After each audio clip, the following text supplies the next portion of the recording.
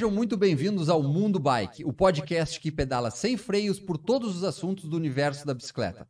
Eu sou o Pablo Vaz. E eu sou Eduardo Macedo, e hoje aqui no estúdio estamos recebendo uma pessoa que foi 11 vezes campeão gaúcho de uma modalidade de ciclismo, Pablo. Campeão gaúcho de DH, um cara que já saltou do segundo andar de um prédio, que já fez saltos incríveis, que inclusive teve a cobertura da ESPN aqui em Porto Alegre. E não só como atleta, ele tem uma das maiores oficinas de manutenção de suspensão do Brasil. É um cara reconhecido internacionalmente por criar ferramentas, por criar novas técnicas de manutenção. Criar soluções, e com a gente aqui hoje, o famoso Kamikaze. Boa noite, galera. Em primeiro lugar, muito obrigado aí pelos agradecimentos. Pelo Macedo me convidar, pelo Pablo também. Até tô um pouquinho meio nervoso aqui, né? Então a gente conta as façanhas ali, mas isso aí é coisa da cena do mountain bike, quando iniciou aqui no Rio Grande do Sul. Então, sempre procurei ser um pouco pioneiro sempre na cena do mountain bike. Então, eu sempre me inspirei no que eu via lá fora, né? O freeride, o mountain bike, o downhill extremo, e eu queria trazer isso para o Brasil, né? Então, comecei a criar os pulos, comecei a criar trilhas, comecei a abrir as linhas, né? Comecei a preparar as bikes. E tudo em função da gente ter um lugar para treinar, né? Então, se criou a cena ali do mountain bike, começou no Rio Grande do Sul ali por 93, né? Que quando eu comecei mesmo a andar. Comecei a andar. Inspirado ali em caras como o John Tomek, o Gary Fisher, caras que andavam lá fora também, que eram inspiração, que criaram o mountain bike na Califórnia na década de 70. E a gente começou a trazer essa cena aí para Porto Alegre, né? Eu fui um dos pioneiros aí em Porto Alegre, eu junto com alguns outros amigos. Começamos aí a andar em Porto Alegre. Da modalidade downhill. No downhill, né? Eu comecei no XC, né? Então, em 92 eu corri um sul brasileiro. Então, corri provas do Lagartixa no Morro do Osso, 93, 94, 96. Fiquei em segundo na Elite, também na Júnior, na época, né? Então, o apelido Kamikaze eu ganhei lá na prova do Morro do Osso, do Lagartixa. Ganhei lá o apelido, na verdade. Então a galera descia ali pra trilha da Toca do Sapateiro, todo mundo descia na valetinha. E eu vinha a descida, passava todo mundo por cima das pedras. E daí, Suspensão ou garfo rígido? Garfo rígido, cara. Começou com garfo rígido. Depois foi uma Pro-Shockzinha, depois foi uma Manitou 4. Depois foi aquela da Red Shock da Cannondale, aquela que é embaixo da caixa de injeção, né? As primeiras que eu fui trabalhar mesmo foram essas aí. Então, tudo tem um início, né? Então, Lá da década de 90 a gente tem vários amigos em comum, até porque todo mundo mais ou menos se reunia numa mesma loja que tu sabe qual é. sim. Mas o Fábio Gordinho, não sei se tu lembra dele, ele diz que a tua inspiração vinha toda de ver ele andar. Não sei se isso é verdade ou não, mas ele sempre disse, não, eu que inspiro o Lagartixa. O Kamikaze, desculpa. Eu sou um pouquinho até, mas a gente tem uma idade semelhante ali, mas em paralelo todo mundo começou a andar meio que junto, né? E o desafio era sempre quem fazia a loucura maior, né?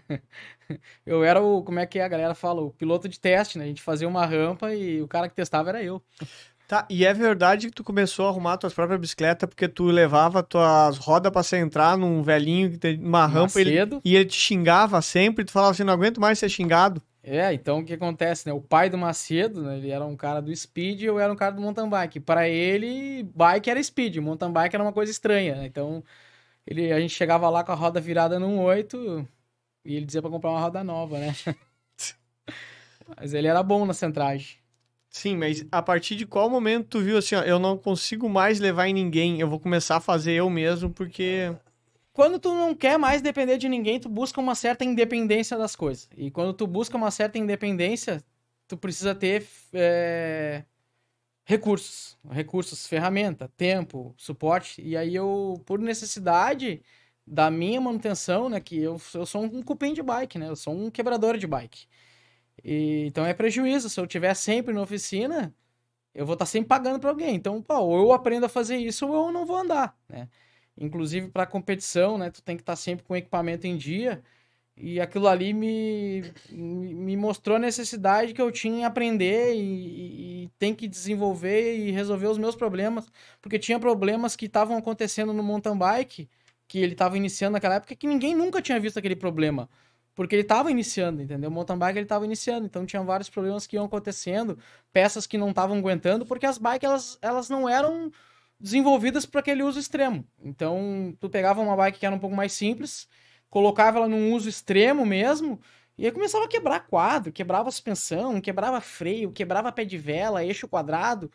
Então, com aquilo ali, a gente viu que precisava ter uma bike mais resistente. Tu começou a pular eixo quadrado. Era eixo quadrado, né? Quando é que tu viu que mudou pra Holotech, Isis? Ah, isso aí foi, acho que 95, por aí, 96, né? Começou a mudar o dimensionamento das caixas ali. E o que a gente procurava? Eu procurava um eixo mais resistente, porque geralmente o eixo quadrado ele quebrava a rente ou parafuso. Então tu saltava um gap ali de 4, 5 metros de altura, quebrava, não era feito para aquilo ali. Só pra a audiência entender, né? Tipo assim, o que o Kamika usava em 92, 93 é as bicicletas mais de entrada hoje em dia. Cara, imagina tu pegar uma bike hoje de R$2.000. Partiu ao meio, né? É o que o Kamika usava para fazer extremo. Ela não aguentava. Eu tinha uma GT, a primeira bike mais forte assim, que eu tive, que começou assim mesmo, era uma GT Timberline FS que eu comprei no Dudu Bike, né? Dudu, inclusive, que me ensinou a montar roda. Dudu Bike, né? Ele que teve a paciência, né? Toda semana eu chegava com o aro campanholo destruído. E aí o Dudu me ensinou a montar roda, né? Então o primeiro cara que me deu uma oportunidade foi o Dudu Bike. Agradeço aí, Dudu. Teve a paciência para me ensinar a montar roda e desde aquele método que ele me ensinou eu comecei a montar minhas próprias rodas. E aí eu comprei essa Timberline dele, FS, ela vinha com uma suspensão, ela vinha com garfo rígido, de cromo, e eu fiquei acho que um ano andando com aquele garfo rígido, e depois eu comprei uma RockShox Quadra 10, né? Então ela era uma suspensãozinha da RockShox, de entrada naquela época, tinha um controlezinho hidráulico de retorno, mas era tudo bem simples, com elastômeros, né? Dali eu migrei para... Nessa época a gente tinha a Quadra 10 e a Quadra 21, né? A Quadra 10 e a Mag 21. Mag 21 também. E elastômero, o que era isso exatamente? Só para quem nunca ouviu falar. O elastômero é um composto, é um polímero, né? Tipo uma borrachinha, né? Exagerando, né? Borrachinha. Não sei se vocês lembram da época do Rainha System, né? O tênis, né? Então, que trocava, o Matheus não vai lembrar que trocava a borrachinha. Eu comprava os Rainha System só para tirar as borrachinhas, para colocar dentro da suspensão. Tá? Só pra dar uma ideia. Então, tem um pessoal, até hoje em dia, tem um pessoal que mexe nas ProShock, se não me engano, as mais simples, que não acha mais o elastômero para vender. O pessoal tem um vinho específico que a rolha serve como elastômero. É um composto, Você já ouviu falar disso? E tem uma certa dureza ali, uma resistência mecânica, tu usava ele como a mola, digamos assim, né?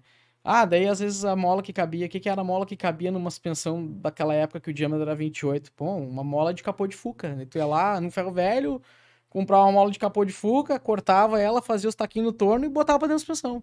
Então, eu peguei toda essa época, eu peguei a época quando era só a Quadra e a Mag, depois veio a Quadra 10 e a Mag 21. Né? E aí depois eu tive Manitou 4, Ensor, Manitou. Mano, azul com preto. Eles estão falando de nome de suspensão da década de 90. E era caro, uma Manitou era um artigo de luxo na época. A Manitou 4 ela não tinha o controle hidráulico, né? Então, o que a gente fazia? Pegava um porta-mala, aquele amortecedor de porta-mala, geralmente do Cadete ou da Ipanema, eu me lembro direitinho. E a gente fazia o conectorzinho, colocava aquele amortecedor hidráulico dentro da suspensão, de um lado botava a mola, do outro lado botava o cartucho, né? Então tu tinha controle de retorno, coisa que não existia na época, né? Então... E hoje em dia, assim, tu achas que tu é mais conhecido como mecânico ou como um esportista? Eu te vejo, assim, nas redes sociais, que o público em geral, os teus seguidores, te conhecem muito mais como mecânico e talvez não conheçam tanto toda essa tua vivência, né? A minha pergunta é assim, o quanto essa tua vivência que tu teve no esporte te ajuda hoje a ser o super mecânico e ter o super reconhecimento que tu tem hoje? Né? Porque a gente vê muitos profissionais que estão ingressando e que, não só na parte de mecânica específica de suspensão, mas que não tem uma bagagem, assim. E aí isso é uma coisa que certamente faz um diferencial. Eu considero para alguém ser um bom profissional da área e trabalhar nessa área e poder entender e dominar, tu tem que andar. Se tu não andar, tu não consegue perceber, né, as nuances que o sistema vai te dizer. Então tu não vai conseguir perceber o funcionamento, né? Tu vai ficar muito ligado ao que a pessoa vai te dizer. Então se tu anda, tu tem a percepção, tu te torna parte da bike. Tá? Então tu sabe se ela vibra, se ela tem folga, se o retorno tá ruim, se a pressão tá boa. Se tu anda, se tu pilota, tu tem isso mais fácil para visualizar. Não tô dizendo que alguém que nunca andou na vida não vai saber fazer uma manutenção. Mas, obviamente, a assertividade ela vai ser muito maior se tu pilotar. E o que acontece? Eu não sou o mecânico, vou virar mecânico porque é a profissão do momento e tá dando dinheiro. Na verdade, não. Eu estudei em escola técnica, trabalhei muitos anos em indústria, como mecânico industrial. E sempre que eu trabalhei, o que acontecia? Era para sustentar a minha bike. Era para mim poder ir para competição, era para mim poder ir para corrida, né?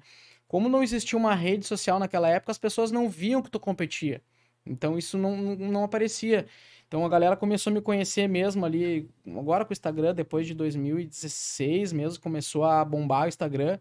E o que aparecia mais no Instagram, né? Aparecia mais no Instagram eu falando sobre manutenção. Muita gente não sabia que eu era piloto, né? Então, corri Mundial de Master, corri Pan-Americano, né? Então, eu sou 11 vezes campeão gaúcho ali, né? E na Elite eu fui 3 vezes, eu fiquei em segundo e terceiro, mas fui muitas vezes campeão Master, sub-30 também, né?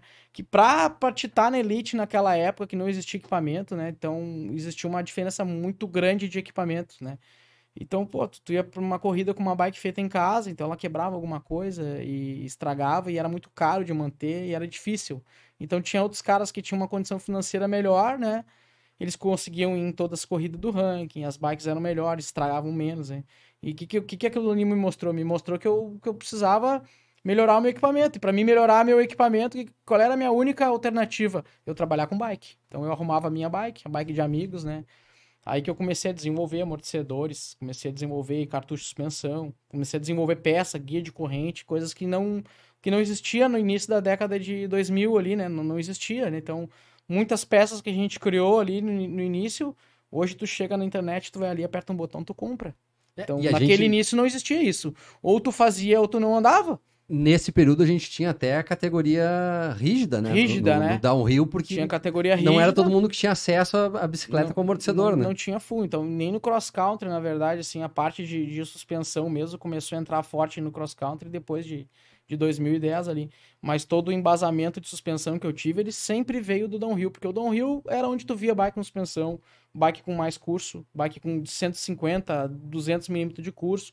Tu via no downhill, né? Então, toda a parte de suspensão, o início do trabalho, ele sempre começou ali na modalidade mais extrema, que é o DH, né? O DH e o freeride. Tá? Tinha um outro, vamos chamar hoje de frame builder, que fazia uns quadros aqui no interior com amortecedor de CG, não era? Tem. Tem ainda, ele ainda faz? O Colombo. O Colombo, isso, eu não lembrava o nome. Que também é uma das lendas aí do DH. Então, o Colombo corre na Master, ele corre uma Master abaixo da minha. Então, a gente sempre... Tem um amigo que eu tenho de muitos anos também de pista, né? Então, o Colombo ali, a gente tem um pouco... Eu sou uns 4 anos, acho que mais velho que ele. Então, eu sempre pego o Colombo no meu último ano da categoria. Então, o Colombo é um cara que anda forte também. E é um cara que também desenvolve peças, desenvolveu quadros ali. Naquela época também teve o Rubens, o RC aqui em Porto Alegre. O Rubens, um abraço pro Rubens aí. Também o RC que também fazia quadros. Então, a necessidade fazia o piloto. Então, a necessidade fez o piloto virar o mecânico.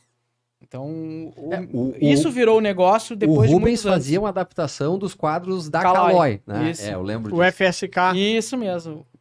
Eu me lembro que uma vez eu vi um vídeo, um post dele no Orkut. E eu fazia os choques, né? Eu fazia os amortecedores, né? Fazia o reservatório, comprava a mangueira, a gente fazia, né? Então, uma vez... retorno e compressão. Ô, Camico, uma vez eu vi um post do Orkut, desse Rubens, falando de o passo a passo para transformar uma Caloi FSK. E daí eu me lembro que nesse post dizia assim, e agora a suspensão vocês conseguem com Kamica. Eu me lembro que um amigo meu na Zona Sul comprou o quadro, fez a modificação e ele entrou em contato contigo para comprar a suspensão. Então, naquela época... Mas em que ano a gente tá falando isso aí? Nossa. Cara, isso aí é 90... Não, 90. Não, acho que é antes de 2000 ainda. 96, né? O Fábio fez isso em 2002. Começou mesmo, assim, essa parte mais forte de modificações começou em 96. Nas primeiras corridas de São Vedelino, ali, né? Então, e essas modificações eram porque na época não tinha esse acesso. Não tinha o equipamento, né? Ou, por exemplo, tinha uma Specialized, por exemplo.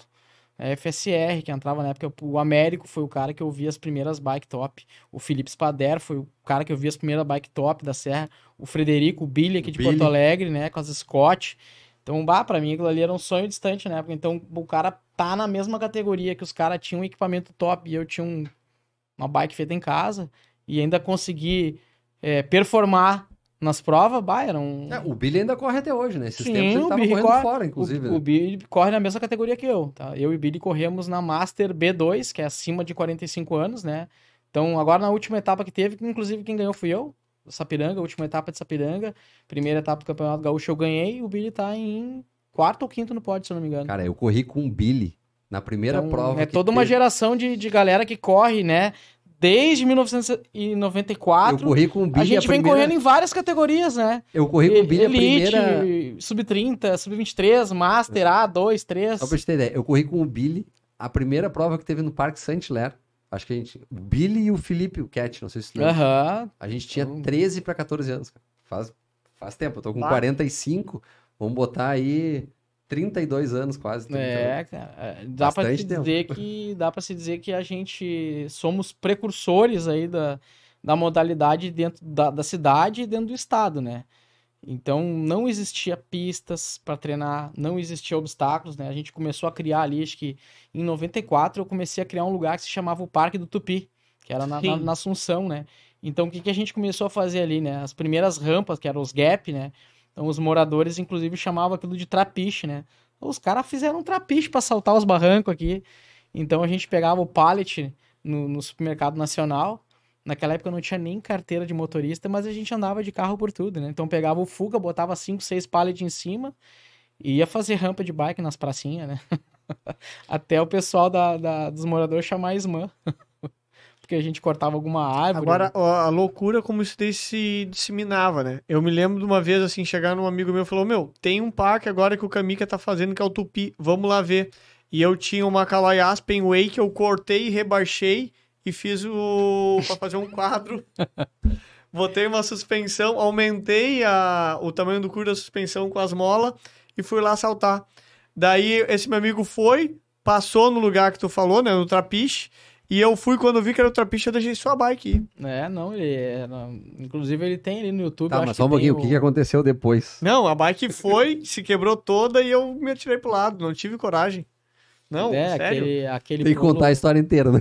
Não, sério, Pablo, a altura do pulo do Tupi, cara, era muito maior. Dava no encaixe no final, dava 5,5 metros, 6 metros. Era absurdo.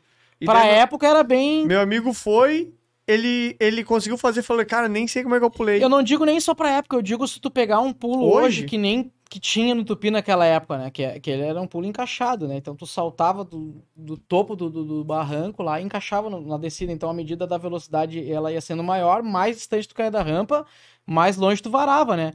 Então é um pulo. O problema é quando não encaixa, né? O problema é quando não encaixa, né, cara? Então, assim, é um pulo que se tu trouxer uma galera da nova geração hoje, uma galera arrepia, entendeu? Então, não, mesmo pra época, era um negócio punk, digamos assim, assustador. Então, galera de 30 caras que iam lá, 5 pulavam, entendeu?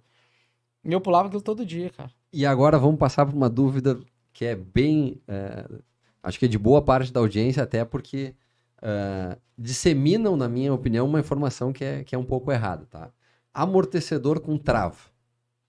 Pode andar com o amortecedor sempre travado e destravar só quando for para trilha?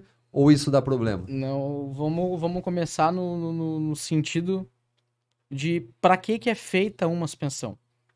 Para que ela amorteça os impactos e as irregularidades do terreno. Então já é uma coisa contra uma lógica. Tu comprar uma suspensão e tu usar ela o tempo inteiro travada. Onde que tu vai travar uma suspensão hoje, por exemplo? Num sprint, numa subida de asfalto, tá? Mas tu entrou num chão batido, tem costeleta aberto. Tu entrou na trilha, tem raiz, tem pedra, né? Tem aderência da bike no terreno, é aberto. Então, assim, ó, a maior parte da suspensão vai estar em funcionamento. Então, quando tu compra uma suspensão, o intuito de tu comprar uma suspensão é que ela te ajude a pilotar a bike. E para que ela te ajude a pilotar a bike, ela tem que funcionar mais tempo do que ela ficar travada. Então, não teria lógica. Se tu vai comprar uma suspensão e usar ela 100% travada, anda de garfo. Entendeu? Eu vejo muita gente, que eu perco watts de potência. Cara, bike é perna, galera. Bike é perna. Tá aí o Macedo pra dizer pra mim, ó. Bike é perna. Se tu souber a levada de uma full suspension, tu vai ver que tu vai ter muito mais vantagem usando a bike funcional do que tu usar ela travada, vibrando o tempo inteiro e tu lutando com a bike para pilotar num lugar que era para estar lendo o terreno. Então eu vejo no Brasil se criou um uso muito errado do sistema de trava, né? Para começar, o nome trava eu acho errado, na verdade, assim, ó, porque ele te remete a um erro, né? Quando tu fala trava, uma pessoa leiga, o que ela entende? Que tu vai apertar um botão, a suspensão não vai mexer nada. Quando na verdade não é assim. Quando tu fecha o botãozinho de trava, o que tu vai fazer? Tu vai atuar na compressão da suspensão. A compressão é a resistência, a dureza dela, tá? Então, se tu fechar a trava, o que acontece? Ela vai ficar mais dura, mas não significa que tu vai eliminar o funcionamento da suspensão. Ela vai ceder o sag, né? Que é o gapzinho de pré-carga de funcionamento, que quando tu botar teu peso em cima, ela vai trabalhar a mesma coisa de um carro. Tu vai carregar um porta-mala, quando tu botar peso, a suspensão vai descer. Então a bike é a mesma coisa. Quando tu subir em cima dela, existe uma pré-carga, né? Que é o SAG, que significa Suspension Adjustment Gap, que é o intervalo de pré-carga do teu peso em cima da suspensão. Então, quando tu subir Essa é uma pergunta que a gente preparou para ti também. Quando tu subir em cima da bike, tu vai acionar essa pré-carga, né? E a partir desse ponto, a suspensão vai trabalhar. Se tu travar ela com essa pré-carga já acionada, o que ela vai acontecer? Ela vai ter trabalhado aqueles 20% inicial e ela vai ter uma rigidez mais firme. Mas no momento que tu passar num buraco ou botar muita força em cima, a trava tem que ceder um pouquinho. Se ela não ceder, tu pode explodir o cartucho, tu pode comprometer uma lâmina interna, estragar um diafragma. E outra coisa, né? Tu vai entrar numa parte de regularidade da trilha com a suspensão trancada, o que acontece? Todo o impacto que a bike vai sofrer e toda a vibração que a bike vai receber vai passar direto para ti, se a suspensão estiver bloqueada. Se tu tiver com ela livre e funcional, o que vai acontecer? Tu vai tomar aquele impacto, a suspensão vai absorver o impacto, o que vai chegar em ti? Menos vibração. Quanto menos vibração chegar em ti, mais força tu tem para pilotar a bike. Então, se a suspensão estiver mais funcional dentro da trilha, o que vai acontecer? Ela vai te entregar uma performance melhor, porque ela vai estar lendo o terreno, vai estar absorvendo a vibração, a tua bike vai estar trabalhando e o teu corpo vai estar recebendo bem menos impacto. Então, tu vai ter um desgaste físico menor, né? Ao contrário do que todo mundo pensa, né? Tu vai ter um desgaste físico menor, vai doer menos as mãos, vai frear menos, entendeu? Então tem todos esses detalhes. Tá, mas e para aquela galera que usa mountain bike no dia a dia fora da trilha? Porque tem muita gente que vende a questão do amortecedor com trava para isso. Ah, não, olha, tu vai usar no teu dia a dia o amortecedor sempre travado. Tu só vai destravar quando tu for pra trilha. Né? É um conceito errado. Eu concordo contigo, mas a minha preocupação... Eu considero assim, ó, uma suspensão de entrada hoje não era nem para ter trava remota. Por quê? Porque se criou um folclore errado na cabeça das pessoas. Não, e outra, me corrige se eu estiver errado. Tá, tu vai andar no asfalto, beleza. Tu travou a suspensão, qualquer impacto... Se tu comprou uma mountain bike, vou dar um exemplo que eu sempre falo para alguns clientes, tá? Aí o cara comprou uma full suspension. Aí eu pergunto para ele assim, como é que é o teu uso? Daí ele vai me responder assim, 95% eu ando no estradão com ela fechada. Tá com a bike errada, brother. Pode comprar uma hardtail que tu vai ser feliz. Vai gastar menos com manutenção. Vai sofrer menos, a bike vai ser mais leve. E com uma calibragem um pouquinho diferente do pneu, tu roda até na trilha, tá? Então, tu comprou uma full suspension e 90% dela, tu tá usando ela na estrada de chão, no asfalto, sempre com a calibragem dura, sempre com a trava fechada, tá com a bike errada. Simples. Compra uma hardtail. Vai te atender melhor, vai gastar menos com manutenção. Hardtail é uma bike rígida sem suspensão traseira, tá? Quer andar na cidade com uma mountain bike? Beleza, tu pode andar com uma mountain bike. Pode fechar a trava? Óbvio que tu pode fechar. Só que vamos supor, né? Porto Alegre é uma cidade que tá cheia de buraco, né? Então tu tá distraído, pilotando tua bike, olhando pra frente, aí tu passou num buraco com a suspensão travada. Esse é o ponto que eu queria chegar. Pum! Onde a suspensão teria que absorver o impacto, o que vai acontecer? Ela vai tomar uma pancada seca e a pancada seca vai chegar no teu corpo e quando tu solta até as mãos do guidão e toma um tombo. Ela deveria funcionar. E tu ainda corre o risco de danificar a suspensão, né? Não digo de danificar, né? Mas onde era pra ela receber o impacto e absorver e te salvar, ela vai te jogar pra cima. Tu vai tomar um impacto seco na mão, tu tá distraído, entendeu? Então, assim, ó, pode usar travado? Pode. Mas é que tem que ter um uso moderado. Ah, tá errado fazer com trava? Não tá errado. Né? Se tu botar num gráfico ali, que nem a gente faz, telemetria, usa o Fly Attendant, todos esses dispositivos que a gente usa é para melhorar a performance da suspensão. Então, se tu vai comprar uma bike para usar exclusivamente na cidade, monta uma bike rígida, sem suspensão. Ah, quero usar uma suspensão porque eu acho bonito. Ah, beleza, coloca uma calibragem um pouco maior, trava ela no asfalto, né? Ah, vou andar no paralelepípedo. Não tem por que tu usar travado, vai andar vibrando em cima da bike, deixa ela funcionar. Hoje a maioria das bicicletas que o pessoal... Vai fazer uma escalada técnica, vou subir o Apamecor, né? Que eu cruzo o Macedo, às vezes subindo o Apamecor e eu descendo as escadas, né? Então, vou fazer um sprint no asfalto, pode travar? Aí sim vai ser vantagem, entendeu? Mas tu vai usar 100% travada 100% do tempo? Não, não vai. Tá. A lógica é que tu use no mínimo 50%. 50% aberto, 50% fechado. 90%. Aí tu vai dosar. Ô, Camica, 90% de pessoas que podem estar vendo isso vão ter mountain bikes mais simples, com suspensões um pouco mais simples, mas elas usam suspensão no dia a dia por causa de calçada, de buraco, de outras situações. Que dica que tu pode dar para essa pessoa que tem uma bicicleta um pouco mais simples do que uma bike de DOH, vamos supor uma bike de 2, 3 mil reais, para ela manter a suspensão dela mais tempo funcionando melhor, sabendo que uma bicicleta dessas vai ter uma suspensão que vai ter no máximo um negocinho que gira para um lado e para o outro, que nem essa pessoa sabe mais ou menos o que é. Então, assim, ó, uma pessoa dessa, um entusiasta, um cara que tá começando a andar, tu compra uma suspensão para funcionar, não para usar travada. Então, se criou um conceito errado, ele vai ter muito mais vantagem com a suspensão funcionando do que com ela travada, né? Convenhamos, né? Vai descer um cordão de calçada, ela vai amortecer. Agora desce um cordão de calçada com ela travada. Não tem lógica, entendeu? Então, assim, ó, a trava, né? O uso dela, digamos assim, ó, seria uma vantagem para um cara competitivo baixando o tempo numa pista. A pessoa que vai andar na cidade, não vou perder watts de potência porque a suspensão tá funcionando. Ao contrário, velho, vai ser só ter vantagem. Vai ter conforto, vai ter estabilidade, vai chegar menos vibração no teu corpo. Tu vai estar usando a tua bike conforme, entendeu? Ela deveria trabalhar. Agora, se tu compra uma suspensão e 100% do tempo dela tá travado, tá com o equipamento errado, entendeu? Não quero ter suspensão, bota um garfo. Mas tu comprou uma bike com suspensão, deixa ela trabalhar, entendeu? Deixa a suspensão trabalhar. Tu vai ter mais vantagem deixando ela trabalhar do que bloqueando o funcionamento dela o tempo inteiro, né? Tá, e...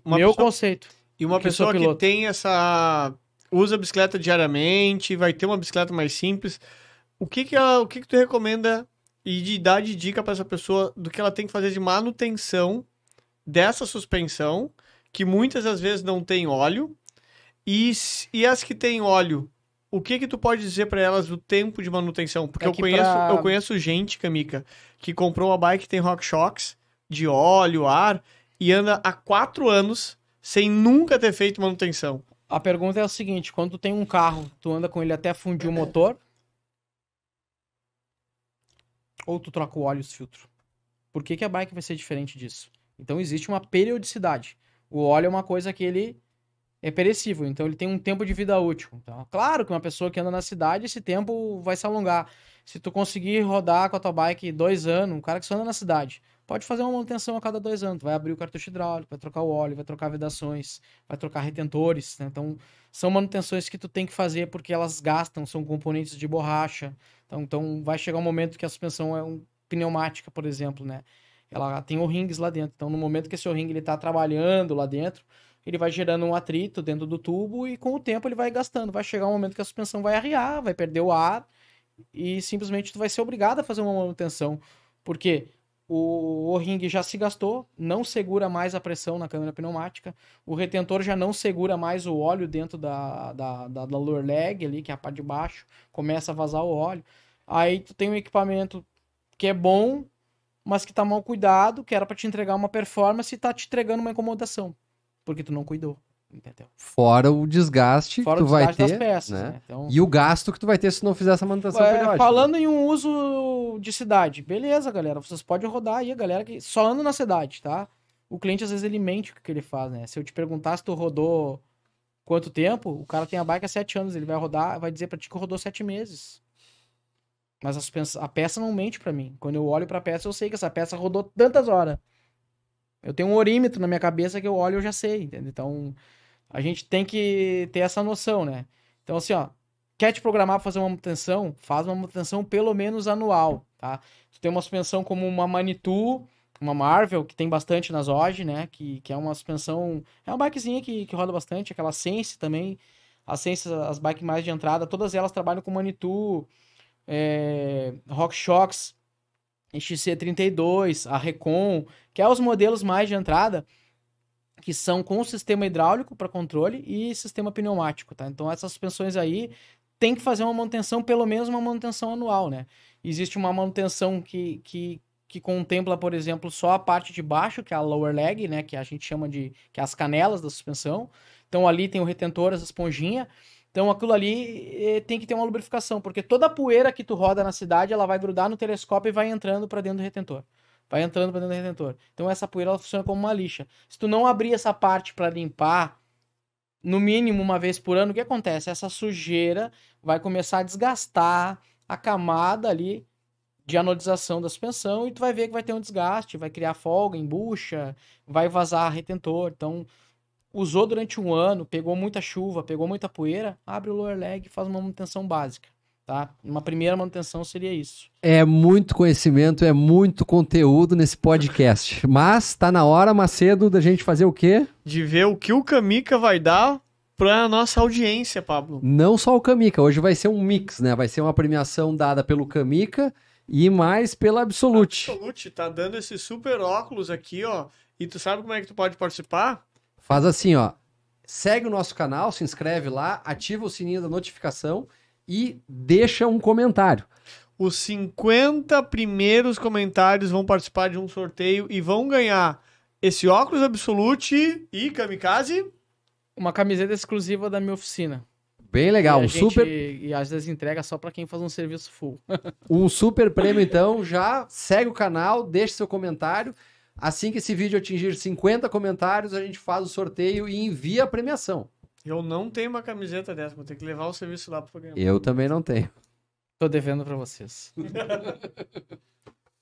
Mas, Kamica, agora assim, ó, respira fundo e fala pra audiência. Quem não tem uma suspensão dessas marcas que tu falou e tem suspensões mais simples. Tu fala suspensões... Mais simples. O cara é um baita profissional, não adianta. O equipamento mais simples é mais complicado.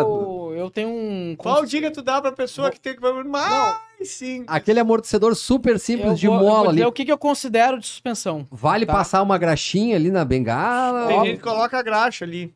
E deixa uma areia. Deixa eu explicar o que é o conceito de suspensão pra mim, tá? Um conceito de suspensão pra mim é quando ela tem o controle hidráulico. Retorno, compressão. Então, suspensões, que eles chamam de suspensões, para mim, é um garfo com a mola dentro. Isso, para mim, eu desconsidero como suspensão. Então, por quê? Porque a mola, ela vai te dar um impacto e vai te cuspir para cima. Se tu não tiver um controle hidráulico, tu não vai ter estabilidade de funcionamento. Então, tu tem um garfo com mola. Vamos lá, só para esclarecer. São componentes mecânicos. O controle hidráulico depois que a suspensão comprime, a forma que a suspensão vai retornar. Vai te devolver o impacto. Então, uma mola, ela absorve energia e vai te devolver da mesma forma. Tinha uma marca que escrevia nessas supostas suspensões assim, ó, anti-choque. E não tava escrito suspensão, tava dizendo garfo anti-choque. Eu não considero que isso seja uma suspensão. Eu considero que é um garfo com uma mola dentro que vai amortecer um pouquinho.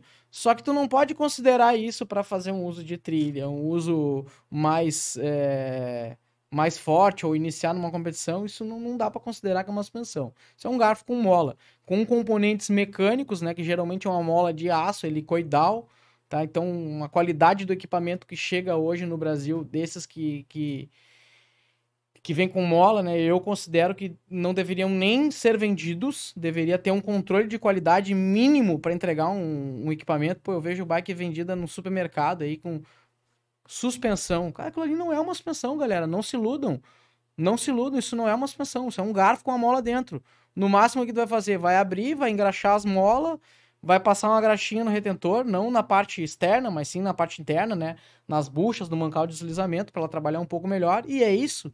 Só que ela não vai te entregar a estabilidade. Então tu vai passar num buraco, ela vai te cuspir para cima. Então quer dizer que a força da mola, à medida que é ação e reação. No momento que tu tem uma ação, que é o impacto, ela vai ter uma reação, quer voltar o impacto para ti. Então ela vai te cuspir para cima.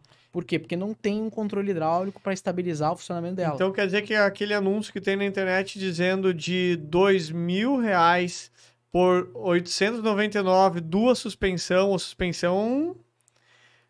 não vamos passar a próxima pergunta. Cara, não considero suspensão, tá? Um limite básico de funcionamento que eu considero, tem que ter um controle hidráulico. Não tem controle hidráulico, para mim, um garfo com mola, tá? Não vai te entregar performance, não vai te entregar segurança, não vai te entregar estabilidade, tá?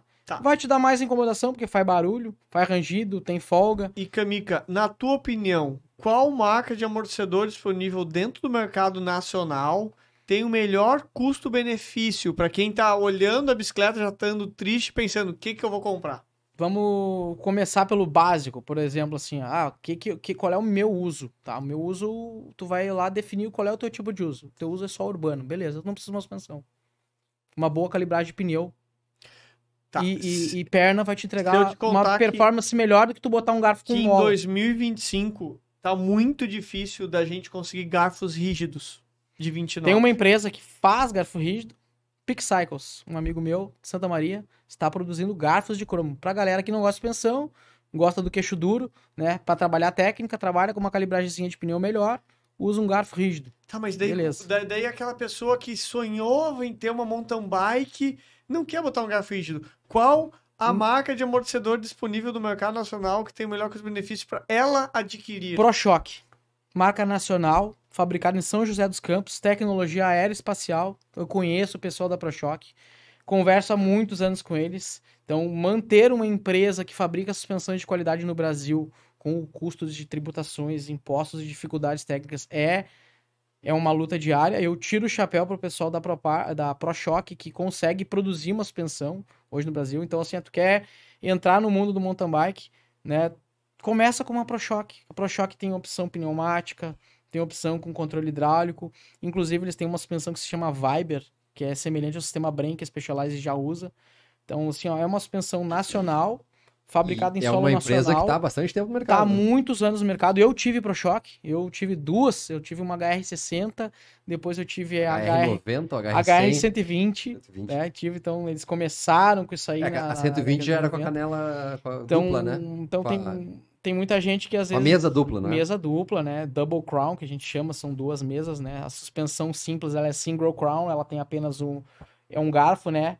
Com a espiga, então é single crown, quando tem as duas mesas, é semelhante ao motocross, ali é double crown, tá? Duas mesas. Então, a ProShock, pra quem tá começando no mercado, quem tá entrando no mountain bike, tu vai fazer um investimentinho, gasta um pouquinho mais, bota uma ProShock. Valoriza o mercado nacional, tá? Tem peça de reposição, eu dou manutenção lá, ela dura uns 2 anos o sistema hidráulico sem trocar nada dentro. Quando precisar retentor, tem tudo no mercado. Então, para quem tá começando, não quer investir muito numa Fox, numa RockShox, que são suspensões que a gente tá falando aí que vão largar em 3, 4, 5 mil às vezes, né? Tu vai entrar com uma ProShock, por exemplo, que tu vai conseguir achar aí, dependendo do modelo, a partir de R$ 1.800, uma suspensão boa, que vai te entregar uma performance boa, tem trava, tem controle de retorno, dá para regular pressão positiva e negativa, né? Não tem mais mola, é tudo a ar, é uma suspensão leve, são bonitas, tem várias cores. É uma propaganda de grátis que eu tô fazendo pra uma empresa nacional, que eu acho que eu tiro o chapéu pro cara que tem uma empresa nacional e consegue produzir um produto aqui no Brasil, apesar de todas as dificuldades que existem no nosso país. E eles têm umas suspensões leves, né? Tem, o que tu indica para aquele ciclista que quer montar uma mountain bike super leve, que quer ter suspensão? Qual o amortecedor dianteiro mais leve que tu consegue pensar? Com preço em conta? Não, independente de preço. Independente de preço. Independente de preço. O mais leve que tu conhece hoje no mercado. Qual seria o amortecedor?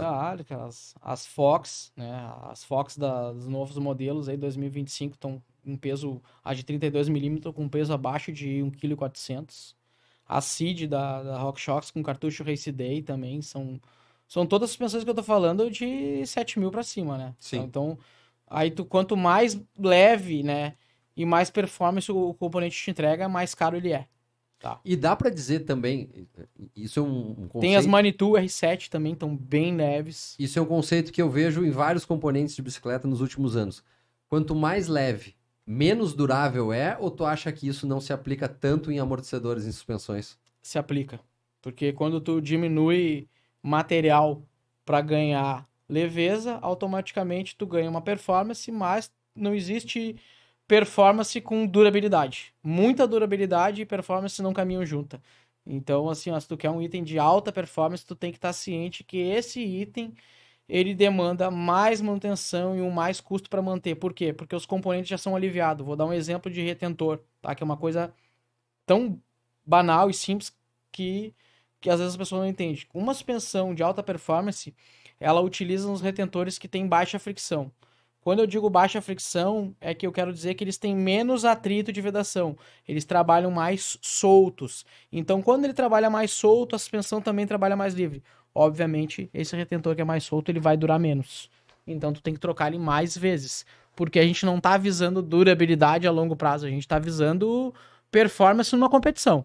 Então, se tu quer alta performance, tu vai reduzir peso, tu vai reduzir atrito, né? Todos os itens de funcionamento que tu tem lá dentro visam tu ter alta performance, leveza, mas não durabilidade, tá? Que nem uma Fórmula 1, tu não vai ver um motor de uma Williams rodando em toda a temporada de uma Fórmula 1, eles vão usar praticamente um motor por corrida. E vê se tu concorda comigo, Kamikaze. Isso atinge também, na minha opinião, os grupos de componentes das marcas, né? Porque se a gente pegava aquela galera que pedalou na década de 90, início de 2000, tu pegava um grupo top de linha, pegava um XT, um XTR, era uma peça que era feita para durar pro resto 20 da vida, anos. Né? Hoje em dia tu pega uma peça XT, XTR, é uma peça que ela é muito mais leve, claro, talvez tenha mais performance, mas a durabilidade caiu muito, né? Mas não existe a fórmula mágica, não existe almoço grátis, galera. Isso aí não existe. Performance e durabilidade não caminham junto. E quem não entende isso tá lutando contra a corrente. E tu sabe o que nos acontece muito, às vezes a gente pega então, uma assim, pessoa... existe uma palavra que a gente fala que se chama obsolescência programada. Que é assim, ó... Eles têm uma durabilidade X para aquele equipamento, para ele se tornar obsoleto, que nem o iPhone, eles têm o 14, mas ele já tem lá guardado na gaveta o 20. Mas tu sabe que uma coisa que acontece muito com a gente na loja, né? Às vezes a gente pega pessoas que pedalaram há muito tempo atrás e elas vêm com aquela ideia assim, não, a minha corrente XT durava 2 anos, 4 anos, 5 anos. Agora eu botei essa corrente XT, ela não durou 6 meses. Como é que acontece isso? Eu tenho visto assim nos últimos anos no mercado que existe uma depreciação da linha de produção de muitos componentes. Os componentes hoje eles chega a ser uma cara de pau, eles durar tão pouco. Eu no meu ponto de vista de mecânico, de engenheiro, de piloto, eu acho absurdo tu pagar caríssimo numa peça e ela não durar nada. Então eu tive problemas aí com algumas marcas um tempo atrás ali.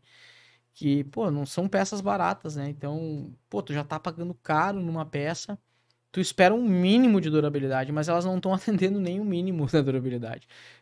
O material tá vindo cada vez mais poroso, mais plástico, mais descartável e colaborando cada vez mais para acabar com a matéria-prima no mundo, né? Então, no momento que tu começa a produzir um produto lixo, tu gera mais lixo, ele dura menos, tu tem que comprar mais vezes.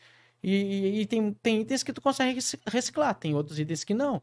Então tu acaba desperdiçando toda uma matéria-prima produzindo produto lixo. Entendeu? Produto lixo. Tá. E Kamika, na tua opinião, como mecânico, como atleta... Vou até tomar uma água. Assim, ó. Ninguém vai te processar. Não é pra falar mal, é pra falar bem. A tua opinião, tu não fala dos outros, existem várias outras. Qual marca tem a melhor engenharia que tu considera melhor dentro do mountain bike? De todas as marcas que tu já trabalhaste. Não fala mal, só fala qual marca e o porquê. Na verdade, não existe uma marca específica. Não existe, sabe por quê? Porque o que eu acho bom num componente de uma marca, né? Um outro componente de outra marca complementa, digamos assim. Por exemplo, né? Não vou citar marcas, né? Então tem aquela polêmica da caixa de direção. Eu tive uma bike que a minha caixa de direção, os cabos passam por dentro. Então, para mim, isso é uma doença. É uma doença. Estética, né? Estética, quando ela sobrepõe a praticidade, para mim é uma doença. Assim, não tem futuro isso. Então, no momento que tu cria uma dificuldade técnica só em função da estética, tá muito errado. Mas é uma tendência de mercado que tá acontecendo bastante. Tendência para quem? Pra quem que é a tendência? Mas quem que diz isso? Não é as pessoas que compram a bike. É um cara que produz... Não é nem a questão do mecânico, porque na verdade, assim, ó, não é o problema só do mecânico, é o problema do mecânico, do piloto, do lojista, de toda a cadeia que envolve. No momento que uma bike ela dá muito problema, o que acontece? Ela gera um problema logístico de garantia, gera uma incomodação, envolve várias pessoas, numa coisa que é simples. Então, assim, ó, produzam peças práticas. Então, assim, ó, a gente busca praticidade pra gente ter tempo. Então, no momento que tu tem uma coisa que ela te toma tempo de vida, não tem lógica. Só pra ser bonito, entendeu? Eu não vejo lógica nisso. Tá, então, além de mecânico, tu também tem uma outra profissão que é engenheiro mecânico, né? E isso te facilita no teu dia a dia na bicicleta e te facilita para enxergar essa praticidade, né? Eu consigo ver muita coisa prática que poderia ser feito, mas não é feito em função do fator só estético, tá? Então, é bonito? Óbvio, é bonito. Na road, por exemplo, é legal, cabo integrado, é bonito, é funcional, tal, beleza. Dá mais trabalho? Dá. Pra mim que sou mecânico, vou cobrar mais e ponto final. Pro cara que é o dono da bike, no momento que ele tem muitos problemas recorrentes, ele começa até a se desgostar do equipamento e acaba vendendo e comprando outro que é mais fácil de manter. Então isso tá acontecendo hoje, a gente vê isso diariamente, é uma tendência das pessoas procurarem praticidade, porque a praticidade, ela te entrega tempo de vida. Então tá todo mundo hoje vivendo contra o relógio. Então quanto menos tempo tu perder com coisas que não são práticas, não tem sentido, entendeu? Então tu vai buscar coisas práticas para ganhar tempo, para viver. E essa tua experiência como engenheiro mecânico. E como torneiro também. É, como torneiro. Tipo, tu olha assim embaixo, não é prático. Vou fabricar algo que vai solucionar esse problema. Então tu a gente passa por muito isso? Sim, a gente busca, é uma busca constante de soluções, tá? Então, são várias soluções que a gente cria, às vezes até para, eu quero mudar a geometria da minha bike, vou fazer uma caixa de direção offset. Não tem no mercado, a gente produz.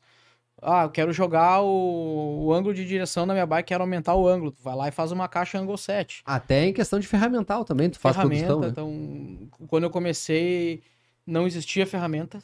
Então, muitas ferramentas ali, começando com ferramenta para extração de rolamento, né? Não se falava em link, em bike full suspension, e todo mundo tirava na paulada, com chave de fenda, com martelo, tá? Então, eu desconstruí esse mito, comecei a produzir ferramentas para que a gente pudesse trabalhar, né? Sem passar trabalhar sem passar dificuldade, né? E também não comprometer, não marcar as peças. Então, eu comecei a desenvolver ferramentas de rolamento, ferramentas de suspensões que não existiam no mercado. Então, esse ferramental... Todas essas ferramentas, todo esse procedimento, o que ele é para te ganhar tempo. E esse ferramental que tu produz, as pessoas conseguem adquirir contigo também ou não? Alguma coisa eu consigo vender, né? Então, hoje o meu foco é trabalho com manutenção. Então, meu trabalho com manutenção é muito forte. Então, a manutenção ela rentabiliza muito mais para mim que a produção de peças. Para mim, produzir peças em série, então eu preciso ter uma central CNC ou uma outra empresa que também vai trabalhar. No momento que eu não consigo controlar o processo produtivo... Tu prefere nem fazer? Eu prefiro não fazer. Entendeu? Tá, mas uma coisa que tu tá fazendo e tu consegue controlar o processo produtivo e tu pode falar aqui é sobre teus cursos. O que é teus cursos? Eu, em casa, posso ver os teus cursos e virar um baita mecânico, que nem o Kamika? E outra, né? Como é que a pessoa faz para adquirir esses cursos também? Então, aonde eu vou? A gente tem lá na minha plataforma, no meu Instagram, a gente tem um linkzinho da bio, tá? Qual é o teu Instagram? Kamikaze Bikes. Isso, e só uma Kamikaze.bikes. Esses cursos que tu vai divulgar agora, eles são pro ciclista mexer na própria bicicleta ou eles são mais voltados para a formação de mecânicos? Não, eles são voltados para mecânicos que já trabalham na área, que já têm um pouco de conhecimento e querem se especializar na parte de suspensão, para entender parte pneumática, parte de retorno, parte de compressão, melhorar a performance do equipamento, né? Procedimentos de manutenção, tipo de ferramenta que tu vai utilizar, fornecedores, né? Técnicas ali que vão facilitar a manutenção, que vão rentabilizar. Às vezes tu tem uma bike shop e tu não faz um trabalho de suspensão porque tu não sabe fazer, tá? Então, o que eu entrego? Eu não vou entregar um beabá de manual, não. Eu vou entregar uma vivência. Eu vou entregar uma vivência de manutenção, uma vivência tanto de mecânico quanto de piloto, onde eu vou dar toda a minha visão técnica de 30 anos de serviço, né? como que tu vai chegar naquele resultado na época que ninguém me ensinou, não teve nenhum kamikaze que foi me ensinar ou que tinha no Instagram que eu pudesse ver, isso não existia, então eu tive que aprender muita coisa sozinho. Então hoje tu não precisa estar sofrendo, batendo cabeça, estragando peça. Então eu tenho lá vários treinamentos, né, que falam sobre brain, que falam sobre amortecedores Fox, falam sobre suspensões da RockShox, amortecedores traseiros, né, tanto de enduro, quanto de downhill, quanto de cross country. Então a gente fala sobre funcionamento, fala sobre revalvulação, fala sobre configurações que a gente pode fazer, que são coisas que eram tabu que ninguém falava e eu botei na mesa, abri a caixa preta ali e tô aí ensinando para muita gente. É um custo bem, eu considero que não é um custo caro, né? Então, tu vai comprar um treinamento de Fox 34, vou dar um exemplo. Tu vai pagar lá 599, se eu não me engano, na promoção. Cara, tu fez 2 manutenção, tu pagou, entendeu? E aí, assim, ó, quando tu começa a assistir a aula, tu não vai ver só aquele beabá que tá no manual. Eu vou dar toda a dica técnica de como que tu vai trabalhar, como que tu vai chegar naquela suspensão, como que tu vai chegar no cliente, explicar para ele como é que a tua suspensão funciona, como é que tu vai acertar ela pro peso. Tudo isso aí tá no treinamento, né? Qual é o passo a passo, o que que eu desmonto primeiro, o que que eu desmonto depois, que tipo de óleo eu vou usar, se o cara é mais pesado, se o cara é mais leve, todas as configurações que a gente vai poder fazer, eu mostro lá em detalhes. E quando eu digo em detalhes, é muito detalhe. É muito conhecimento. Vou fazer uma pergunta bem técnica aqui que nos surgiu, né? Vamos, Kamika. Da tua opinião de mecânico e de engenheiro, a tecnologia Buster em eixos mais largos contribui realmente... Boost. Contribui para a eficiência dos amortecedores? Vou dar um exemplo que vocês vão entender muito na prática, assim, ó. Vocês já ouviram falar em caminhar na corda bamba? Tenta caminhar na corda bamba de braço fechado. Agora tenta caminhar na corda bamba de braço aberto. Agora tenta caminhar na corda bamba com uma taquara de 3 metros. Então, quanto maior a tua extremidade, mais estabilidade tu vai ter, entendeu? Então, assim, ó, quando tu aumenta ali o eixo, a largura, tu aumentou a estabilidade e a rigidez do sistema. Então, quanto mais... E assim, ó, com o advento do aumento das rodas, a gente teve roda 26, tive uma roda 27,5, chegamos na 29. Então, o que aconteceu? Na medida que tu tinha um cubo muito estreito e um raio muito grande, tu tinha uma torção lateral muito grande. À medida que tu aumenta a distância entre os flanges do cubo, tu tem uma angulação maior de raiação, e quanto mais angulação tu tem, esse é o princípio da treliça, né? Quanto mais angulação tu tem, mais rigidez tu tem lateral. Então, claro que é uma melhora. Quando toda a tecnologia que ela é lançada, ela tem um embasamento prático e um estudo, né? Então, no momento que tu tem um flange, que ele é mais afastado, e tu tem uma angulação de raiação mais aberta, obviamente tu vai ter mais rigidez. Quem vê uma bicicleta escrito Buster...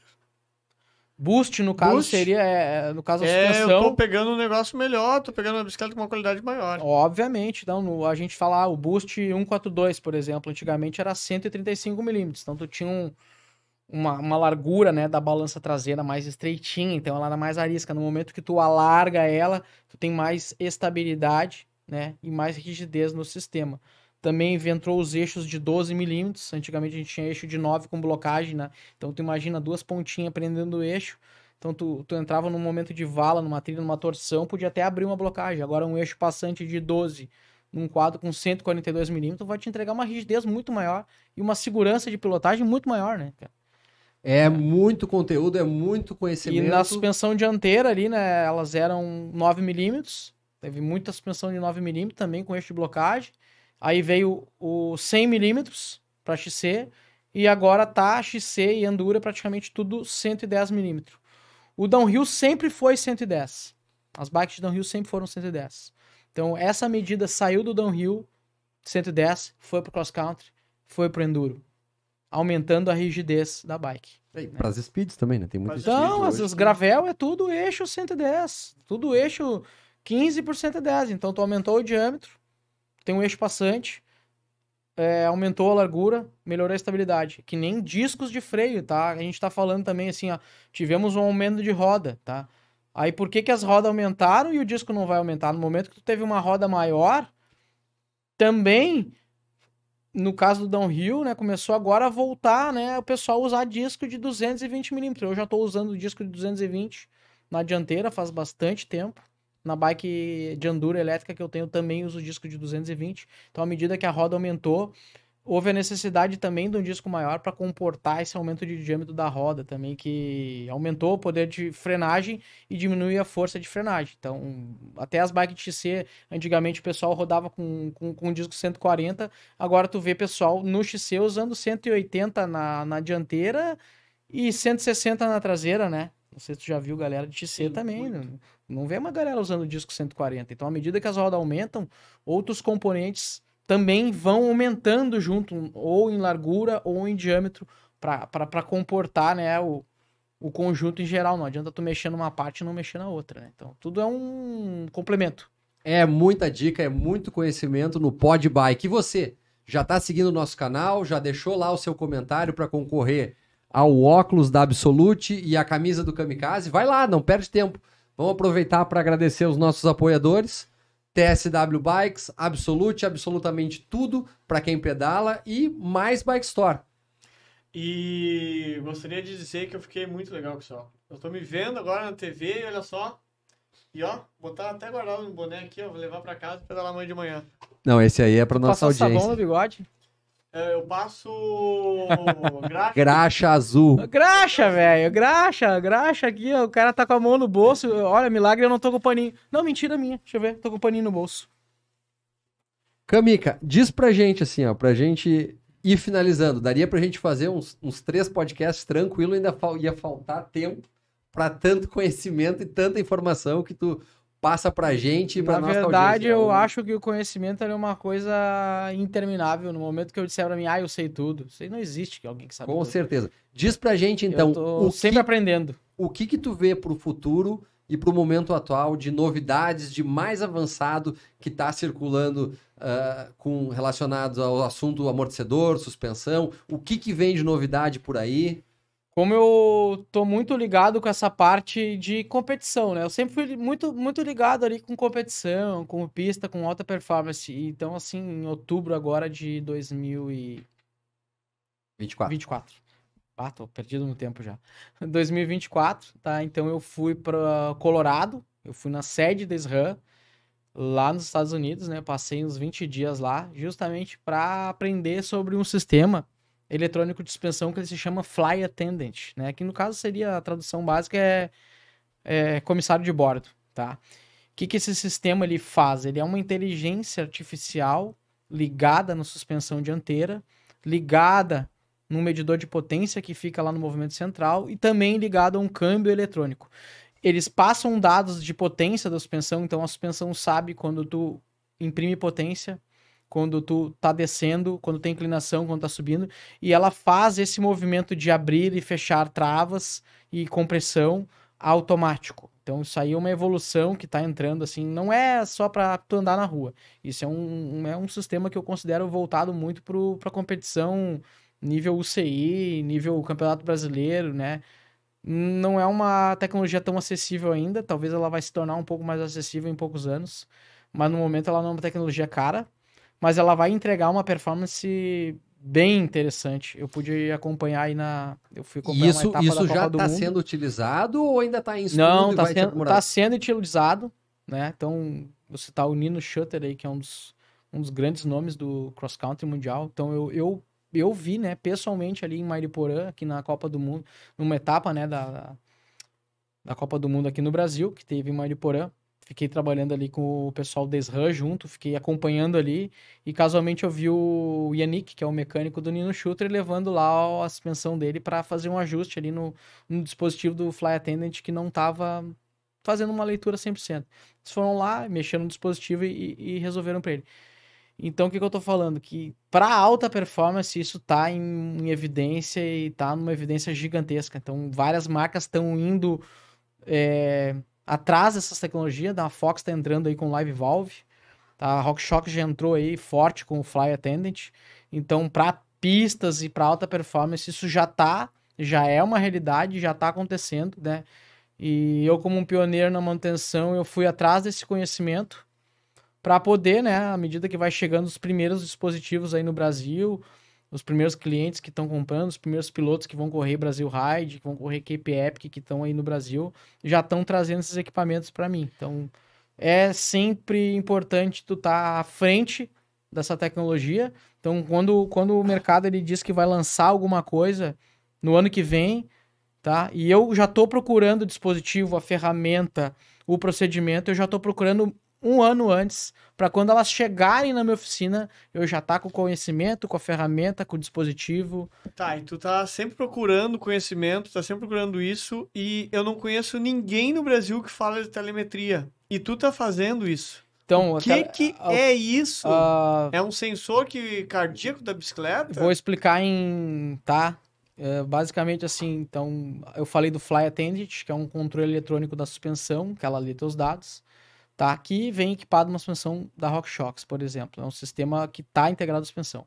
Agora, a telemetria, o que a telemetria? A telemetria é um sistema que ela faz uma leitura do terreno, tá? Em sensores que tu vai instalar no amortecedor traseiro, na suspensão dianteira, freios, né? Sensor de velocidade e GPS. Então, eu tava ali agora, 2 semanas atrás, eu tava ali em Sapiranga, né? Então, eu fiz a telemetria da minha própria bike. Tá, então, instalei os equipamentos lá, né? Meus equipamentos utilizados aí na World Cup também, Copas do Mundo, também utilizado em outros esportes radicais. Como... O que é o equipamento? É um sensor? O equipamento é um conjunto, né? É um conjunto de equipamentos, tá? Então, são sensores. Então, o que ele vai ler? Os sensores, eles vão ler os movimentos da suspensão, tanto da suspensão dianteira quanto o amortecedor traseiro, tá? Elas vão ler os limites fim de curso, meio de curso, né? Entrada de curso, né? Inicial.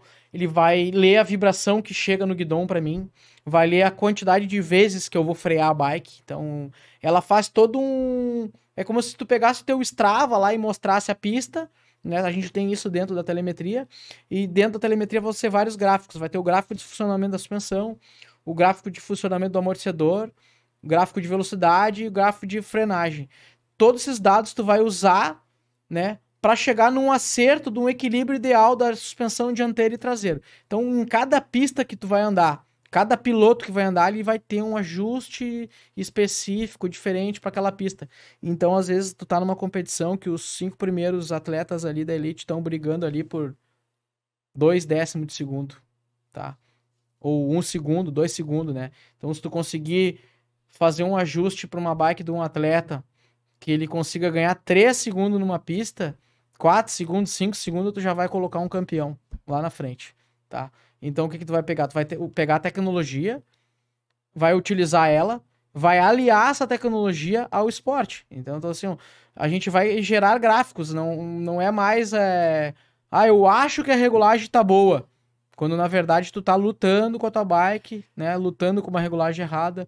A telemetria, ela, com os sensores instalados, ela vai me gerar um gráfico e vai me mostrar o real funcionamento da suspensão, o que está acontecendo com ela. Vou dar um exemplo, às vezes o cara está com o SAG errado, o SAG ela tá com pouca pressão, aí o que vai acontecer lá no gráfico? O que é SAG? Explica para quem tá...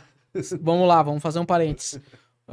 SAG, tá? Tradução, Suspension Adjustment Gap, o que significa? É o intervalo de funcionamento inicial da suspensão. Quando tu te posicionar em cima da tua suspensão, teu peso está colocado sobre ela. Né? Então, pro cross-country, a gente indica uma carga de 15% a 20% do curso dela só com o teu peso em cima. Tá? Ou seja, subiu na bicicleta... Ela vai ter que trabalhar no mínimo 15%. O amortecedor tem que baixar ali 15% do curso. No cross-country. Paradinha.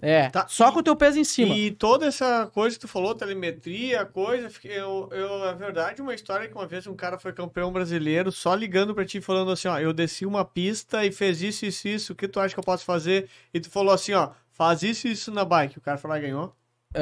Algumas coisas tem um folclore que existe, mas sim, eu já ajudei bastante gente, né? Às vezes a gente não divulga nomes, né? Wi-Fi? A gente não divulga nomes, né? Mas sim, eu já ajudei bastante gente. Porque que acontece? Às vezes ele vai me falar sobre um barulho, sobre um ajuste que ele tá usando no limite, por exemplo. Pressão, né? De um pneu. Então eu já sei como que o cara anda, por conhecer o piloto, né? E às vezes ele tá lutando com a bike por estar insistindo num ajuste errado. Então, às vezes...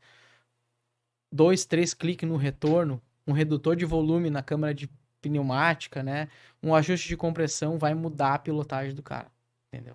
Eu sei muito isso empiricamente pela prática, né? Por acertar minha bike. Eu acertar minha bike é uma coisa, mas eu acertar a tua bike é difícil de eu ter o teu sentimento andando em cima da bike. O que a telemetria faz?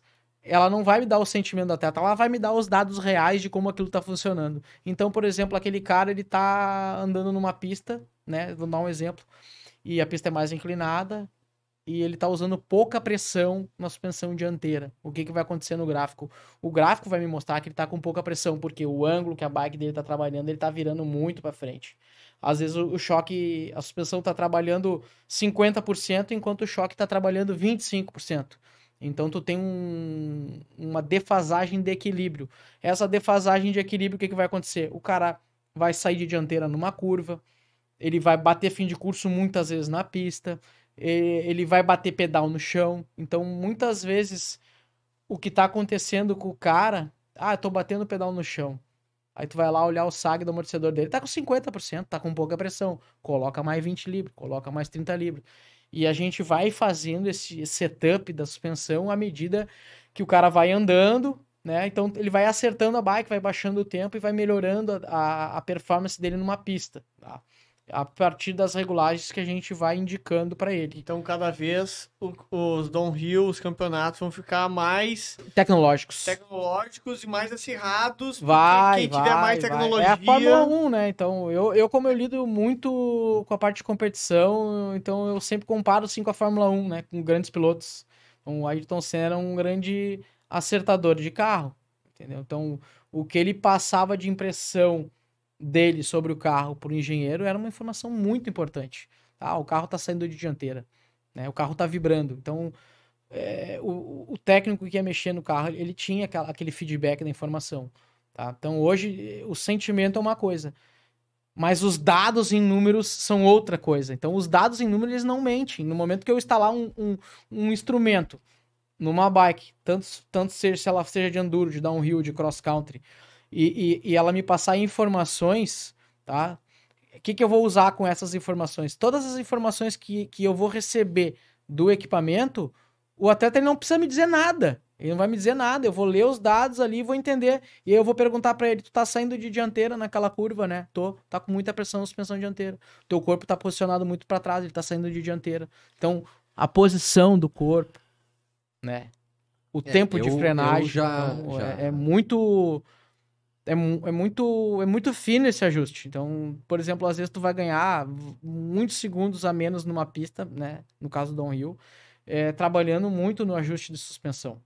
Eu já transitei por várias modalidades do ciclismo, assim, pelo downhill nunca, né? Mas eu já tive vários amigos que sempre foram praticantes do downhill. E eu sempre tive uma impressão, assim, se nós compararmos, por exemplo, o downhill com as outras modalidades, sem desmerecer a capacidade de nenhum piloto, mas eu acho que envolvendo bicicleta, a modalidade que tu vai ter a maior interferência do equipamento e do ajuste do equipamento... É no downhill. É no downhill. Porque no ciclismo, por exemplo, se tu tem um grande fenômeno, um grande ciclista, se ele tiver com um equipamento um pouco inferior... E muita perna, ele vai chegar perto. Fazer muito. Ele vai chegar perto do outro. Tá aí o Macedo, o campeão da Serra do Rio do Rastro, pra ir contra todas, né? Né? O seu Macedo ele atacou o seu ali. Macedo tem muito talento, mas a navezinha que o seu Macedo anda... eu tô com uma boa nave. Mas eu deixei todo mundo... A bike não faz o piloto, mas ajuda muito. Ajuda muito. Eu tenho essa impressão que... Cara, no downhill ajuste é a modalidade que mais... No downhill, se tu quiser baixar tempo, se tu quiser tá na elite, se tu quiser tá nas cabeças, equipamento. E ajuda, não é que ajuda, ele é fundamental. De forma polêmica, não tem como tu chegar hoje numa competição, tu querer estar top 5 nacional, um cafão, com uma bike mal revisada, com uma bike mal regulada. Então, uma coisa que acontece... top 5 hoje no downhill, porque eu sempre tive também o downhill. Não sei se isso permanece downhill, agora. Ele é meio que a Fórmula 1 do mountain bike. Lá naquela nossa época ali da década de 90, início de 2000, as bicicletas mais caras que nós tínhamos eram sempre as bikes de downhill. Sim, né? Por causa da parte de suspensão. A suspensão mesmo, ela entrou forte no mercado com o downhill. E claro, e depois de um tempo entrou muito no cross-country. O que é hoje, de maneira objetiva, o investimento para um atleta top 5 nacional, digamos assim, o investimento mínimo que tu vislumbra? Para uma bike de DH? Isso? Cara, 50 pau, velho. Achei que fosse até mais, te confesso. 50 pau tu monta uma boa bike de downhill. É caro. Para nível 5. Então, Pra top 5 nacional. Aí, não digo top 5, tu tem que ter um bom talento, né? Então talento e persistência ajudam. Tá, mas é 50 mil na bike e por ano o cara vai gastar em manutenção. Manutenção, pré-prova. Tem um custo bem elevado. Não tem como tu... Cara, tu vai pra uma competição, tu vai investir na competição no mínimo R$2.000, no mínimo por competição. Porque tu vai ter que viajar, tu vai ter que ter um jogo de pneu, tu tem que ter um jogo de pastilha.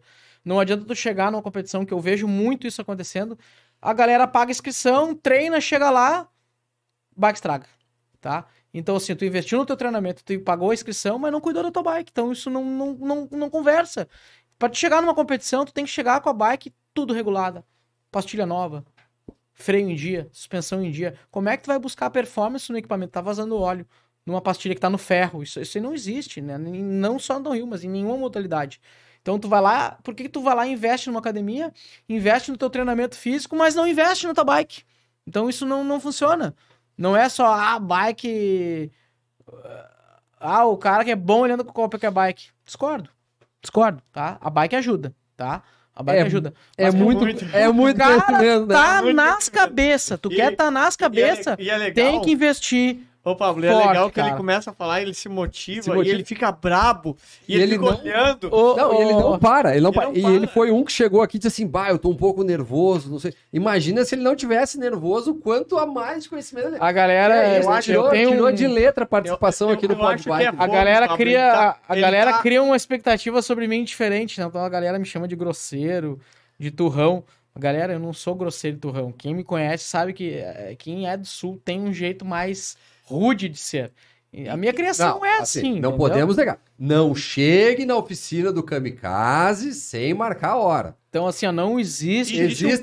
Existem procedimentos e protocolos a serem cumpridos. Eu sou um cara muito... Que é pra funcionar. Eu sou um cara muito metódico com tudo, a ponto de ser chato. Como tem que ser? Eu sou assim também. Eu sou um cara metódico a ponto de ser chato. Então, o que acontece? Existe todo um cronograma. E a manutenção, ela não é um fast food que tu aperta um botão, o troço cai pronto. A manutenção bem feita, ela demanda um tempo. Ela demanda uma dedicação, um tempo de qualidade em cima para aquele componente seja... E é importante, para quem tá vendo isso, entender que se tu mandou um WhatsApp pro Kamikaze... Eu demoro um pouco, e ele te respondeu 2 semanas depois, é porque ele tá trabalhando no serviço que tá agendado. Então, assim, é humanamente... Me desculpe, galera, assim, é humanamente... Hoje eu olhei o Instagram, tá? Eu tinha lá 2.790 solicitações de mensagem. Me desculpem. Humanamente impossível eu responder todo mundo. Qual é o foco da minha resposta? Serviços que vão trazer para a oficina. Então, assim, a gente vai dar atenção para o serviço que estão na oficina, para o serviço que está agendado. Então, tem muita pergunta técnica, dúvida técnica. Quer fazer consultoria? Beleza, a gente marca uma hora de consultoria. Existe um custo, né? Porque tempo é dinheiro, galera. Então, não vamos ser hipócrita, né? Tempo é dinheiro. Então, no momento que eu tenho que parar para dar uma informação técnica para alguém que vai trabalhar, eu deixo de atender meu cliente e deixo de trabalhar também. Então, para mim, fazer uma consultoria ou um treinamento técnico, a gente tem que fazer uma agenda. Eu vou agendar aquela consultoria técnica, vou agendar aquele treinamento, né? Então, existe uma demanda muito grande de pessoas que querem aprender presencialmente. Infelizmente, eu não dou conta. E vamos lá, pra gente e pra nossa audiência, como é que funciona quem quer fazer uma manutenção? Agora é hora de tu divulgar o teu serviço, divulgar os teus contatos. A gente sabe que tua agenda é super corrida, mas a gente não vai deixar... tu vires aqui e não divulgar a forma que as pessoas conseguem acessar toda essa enciclopédia, todo esse conhecimento para fazer um reparo numa suspensão, então, assim, para fazer uma revisão numa bicicleta. Diz aí, como é que a pessoa te contata, qual é a melhor maneira da pessoa te contatar, qual é a melhor maneira da pessoa agendar um serviço contigo. Vamos lá, vamos ser bem direto. Então, o WhatsApp, né? Então, a gente trabalha muito com essa ferramenta, que é o WhatsApp. Então, chega muitas mensagens, tá? Então, se tu vai entrar em contato comigo, a gente já pede assim, envie uma mensagem mais direta, explicando. Quero fazer a revisão da suspensão, não manda um áudio de 5 minutos. contando uma história triste que eu não vou ouvir, infelizmente não tem como, tá? Gente, então, por favor, não mandem áudio, um podcast, tá? Não mandem podcast, escutem o nosso assim, Podbite. Porque assim, às vezes o pessoal me acha chato, mas galera, eu vou dar um exemplo pra vocês. Pensa que eu tenho, hoje, por exemplo, eu tenho umas 130 mensagens no WhatsApp pra responder. Se 130 mensagens tiver escrito suspensão, eu já vou saber que é uma suspensão, que o preço é X, tá? Agora, se tiver 150 mensagens com 150 áudio, pensa no tempo que a gente tem que escutar o áudio. E as pessoas, ninguém é direto. Todo mundo conta uma história triste pra dizer que quer revisar a suspensão. Beleza, vamos ser prático. Eu quero revisar a minha suspensão. Eu tenho uma suspensão RockShox, tal, com tal horas, tem uma suspensão Brain, quero revisar. Beleza? A gente vai ter uma tabela de valor, tá? Tu manda uma mensagem. Vamos fazer qual é o WhatsApp que a pessoa manda aquele áudio de 5 minutos contando que ela foi fazer a trilha no final de semana. E aí estragou a suspensão no domingo de manhã. Isso é normal, Qual é o número do WhatsApp? 993 51 993 076120, tá? E alguma coisa pelo Instagram eu consigo responder também. Então, quem geralmente atende mensagens durante o dia é a Vanessa, que ela é a minha secretária, tá? Então, algumas mensagens eu consigo responder, a parte mais técnica, quando ela não sabe responder, eu respondo. Eu tenho um limite operacional ali de serviço por semana, então geralmente eu levo 5 dias de uma semana a 10 dias, né, para entregar serviço em geral. E para quem não é aqui do estado também, a gente recebe um amortecedor para manutenção? Por correio, por transportadora, tá? Então, quando tu manda uma mensagem no WhatsApp pra gente, o que vai ir para ti? Vai uma mensagem com o nosso endereço, vai uma mensagem com uma tabela de valores, vai uma mensagem com as informações técnicas que eu preciso, né? Porque a gente trabalha com suspensão e a suspensão tá ligada com o peso, com a altura, com o tipo de bike. Então, é muito importante fornecimento de informações. Vai me ajudar muito se vocês disserem, Camica, minha suspensão tá perdendo ar, minha suspensão tá vazando óleo, eu acho que ela tá funcionando muito, eu acho que ela tá muito macia para mim, tô ouvindo um ruído. Então, importante são dados. Então, tu vai lá e me passa dados. Minha suspensão tá acontecendo isso. Então, todas as informações que tu passar para mim, peso, altura, a última vez que tu fez manutenção, ruídos, defeitos de funcionamento, tudo isso aí vai colaborar pra gente chegar num resultado final lá mais assertivo, né, digamos assim. Então, para mim realizar um serviço, eu preciso conhecer um pouco da pessoa, tá? Então, a gente tem um questionáriozinho ali que a gente manda, é importante. Então, às vezes a pessoa acha longo, não quer ler, mas leiam que essa informação ela é boa para mim e para vocês, tá? E também para Vanessa, né? Então, hoje a gente não faz nenhuma serviço sem nota de prestação de serviço, então a gente precisa de CPF, precisa de endereço completo, informações básicas. Às vezes chega uma caixa na oficina que não tem nem telefone, não tem nem o peso da pessoa. Como é que eu vou fazer uma manutenção de qualidade se eu não sei o peso, que bike que usa, que tipo de modalidade ele vai andar? Então, assim, eu gosto de saber onde tu anda, se tu é do XC, se tu é do XCM, se tu é do XCO, se tu é do downhill, se tu é do enduro, se tu tem e-bike, se tu é gordo, se tu é magro, tudo isso aí vai me ajudar a acertar a tua suspensão. Tá? Então, para tu entrar em contato, a gente vai passar essa informação via WhatsApp, vai te passar o endereço, né? E geralmente o prazo ele tá variando ali 1 semana, 10 dias, para serviços que estão decorrendo dentro do esperado, que é uma manutenção de rotina. Dentro do esperado, abre uma vasta linha. Exatamente. Que pode ser assim, eu levei a bike lá, tá 2 semanas. É porque assim, a manutenção, velho, ela, sendo bem sincero, é uma caixinha de surpresa, tá? A gente imagina o que a gente encontra quando eu olho para uma suspensão no estado externo, mas exatamente o que eu vou encontrar lá dentro só depois que eu abrir. Então assim, às vezes a gente tem um serviço que a gente tá esperando que vai funcionar, vai trabalhar, vai 2 horas vai funcionar. Daí tu abre, tem uma válvula quebrada, aí não tem a peça nos representantes, tu tem que fabricar, ou tem que mandar vir, tem que importar. Qual é o nome daquela bicicleta que apareceu esses dias lá? Que é uma Left super antiga. Não, que tem aquela suspensão. Trabalhamos com Left, galera. Não, aquela suspensão que é monochoque, daquele cara. Head Shock. Verde, Head Shock. É uma Cannondale. Mas Cannondale. qual anda aquela bike? Full. Não sei se tu lembra do Mel. Heaven. Uma Heaven. Cannondale Heaven. Tipo uma Heaven. Não, não era uma Heaven. A Heaven é de carbono, né? Essa ela é como se fosse uma Heaven, só que ela é de alumínio. Tá. Apareceu um cliente lá que eu falei pra ele, cara, tu tem que abrir a suspensão. Não, eu só quero fazer a bike andar. Daí eu falei assim, tu vai entrar em contato com esse cara, que é o Kamikaze, e tu vai marcar, e ele vai ficar no mínimo na tua bicicleta uns 20 dias. Itens que são mais ele antigos. Nunca abriu nada. Eu acho que a bicicleta tem 20 anos.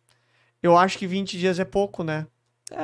Tudo é uma análise de caso, né? Cada caso, ele é único, entendeu? Já aconteceu o caso de tu falar assim, ó, bota a bike na parede, não tem...